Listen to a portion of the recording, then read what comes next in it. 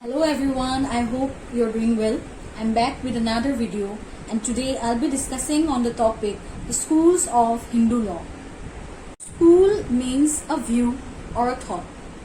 The schools of Hindu law was originated in the digest and commentaries period.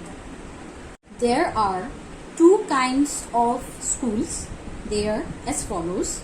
Number 1, Mitakshara school, and number 2, Dayabhaga school. Now guys, let us discuss them one by one. The first one is Mitakshara school. Mitakshara school prevails all over India except two states, that is Assam and Bengal. Mitakshara school is orthodox and conservative.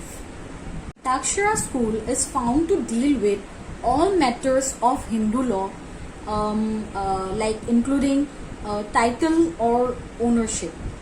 In Mitakshara school, the right of ownership is given by birth. In Mitakshara school, the son can claim partition in the lifetime of the father. That is, when the father is still alive. The term Mitakshara is derived from the Vijayaneshwara's commentary on Yajnavalkya's Smriti called Mitakshara. If any member of the Mitakshara family dies, then his share of property will be passed on or will be transferred to the existing members of the family by a rule, and that rule is called rule of survivorship. The doctrine of Velit is not fully recognized in Mitakshara school. Guys, do you all know what this doctrine of Velit means? So guys, the doctrine of Velit means that a fact cannot be changed even by writing hundred of textbooks on it. There are various sub-schools of the Mitakshara school. Now let us see what are these sub-schools. Number 1, Banaras school. Number 2, Punjab school. Number 3, Mithila school. Number 4, Bombay or Maharashtra school. And number 5 is Madras or Dravidian school. So these are the 5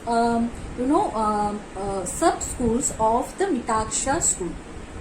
Right, now I hope you have this idea of Mitakshara school. Now let's move on to the next school, that is Dayabhaga school. Dayabhaga school only prevails in Assam and Bengal. Dayabhaga school is progressive and enlightened, unlike Mitakshara school, because it was orthodox in nature. Dayabhaga school is found to deal with inheritance and succession.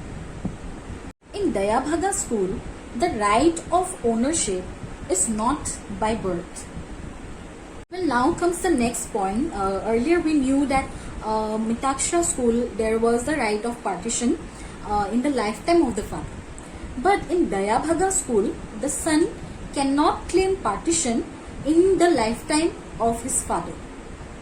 Now the term Dayabhaga is derived from Jimuta Vahana's, I would repeat this again, Jimuta Vahana's digest on a leading Smriti called Dayabhaga.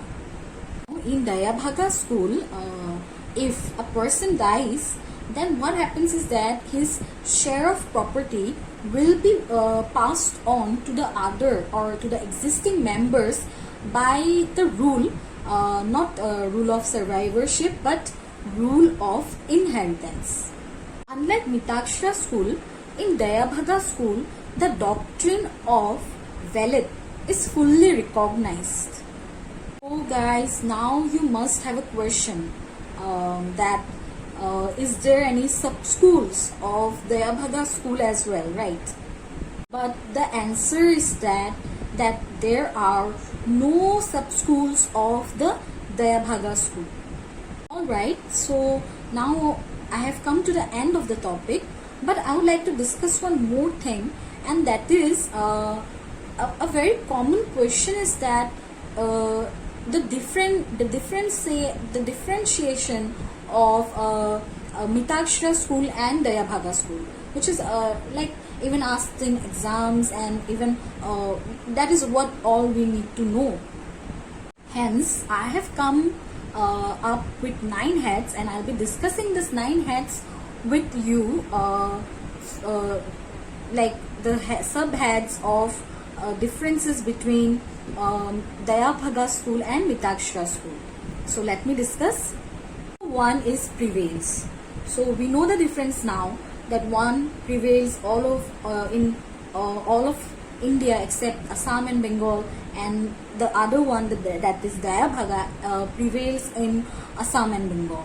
So like that, there are 8 points I'll be discussing. So next is orthodox and progressive. So now we know that Mitakshara school is orthodox in nature, and Dayabhaga school is progressive. Next is matter. One we knew that one is found to deal with title and ownership, and other one is it deals with inheritance and succession. Now, right to property, we know that right to property is by birth in Mitakshara school, and in Dayabhaga school, right to property is not given by birth. Next is right to claim partition. One, yes, in the lifetime of the father, and in the other one, that is Dayabhaga, no. Partition cannot be claimed in the lifetime of the father. Next is commentaries and digest. I have already discussed about the terms. One was, let me again share with you. One was Vijayaneshwara's commentary, and the other was Jimta Vahana's digest. Okay, so now the next is survivorship and inheritance. So we already know that the first one, that is Mitakshara school follows the rule of survivorship, and this Dayabhaga school follows rule of inheritance. Next is doctor of factum valid.